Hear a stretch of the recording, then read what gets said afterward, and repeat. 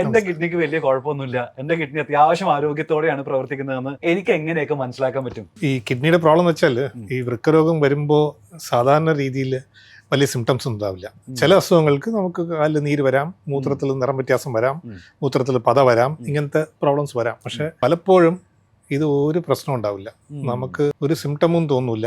അതേ സിംറ്റംസ് വരുന്ന സമയം കിഡ്നിയുടെ വൃക്കയുടെ പ്രവർത്തനം ഒരുപാട് ഡൗൺ ആയി കാണും, പിന്നെ നമുക്ക് വലുതായിട്ട് ചെയ്യാനുണ്ടാവില്ല. അതുകൊണ്ട് നമുക്കിത് ആദ്യമായിട്ട് കണ്ടുപിടിക്കണമെങ്കിൽ നമുക്ക് ടെസ്റ്റ് ചെയ്ത് നോക്കിയാലേ കണ്ടുപിടിക്കാൻ പറ്റുള്ളൂ. അത് ടെസ്റ്റ് ചെയ്യുന്ന 2 സ്ഥലം, ബ്ലഡും യൂറിനുമാണ് ചെക്ക് ചെയ്യേണ്ടത്.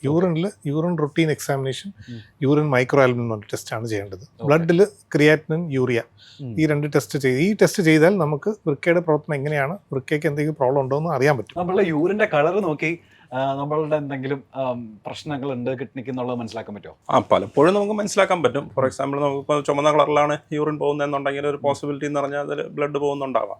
അല്ലെങ്കിൽ കുറച്ച് കലങ്ങിയാണ് പോകുന്നതെന്നുണ്ടെങ്കിൽ, അല്ലെങ്കിൽ പോകുമ്പോഴത്തേക്ക് നമുക്ക് വേദനയുടെ കൂടി കളർ വ്യത്യാസമാണ് വരുന്നതെന്നുണ്ടെങ്കിൽ നമുക്ക് ചിലപ്പോൾ യൂറിനറി ഇൻഫെക്ഷൻ ആണെന്നൊക്കെ മനസ്സിലാക്കാം. പക്ഷേ പലപ്പോഴും നോർമൽ ആയിട്ടുള്ള കണ്ടീഷൻസിൽ തന്നെ നമ്മൾ ചില ഭക്ഷണ പദാർത്ഥങ്ങൾ കഴിക്കും. ഫോർ എക്സാമ്പിൾ, ഇപ്പോൾ ഒരാൾ തലേദിവസം നമുക്ക് ബീട്രൂട്ട് കഴിക്കുകയോ അങ്ങനെ എന്തെങ്കിലും ഉണ്ടെങ്കിൽ ഇപ്പോൾ ബീട്രൂട്ടിലുള്ള ചില പിഗ്മെന്റ്സ് ഉണ്ട്, അത് റെഡ് കളർ ഉണ്ടാക്കാം. അതുപോലത്തെ കാര്യങ്ങളും ഉണ്ട്. അപ്പോൾ നമ്മൾ എല്ലാ കളർ വ്യത്യാസവും അബ്നോർമൽ ആണെന്ന് പറയാൻ പറ്റത്തില്ല.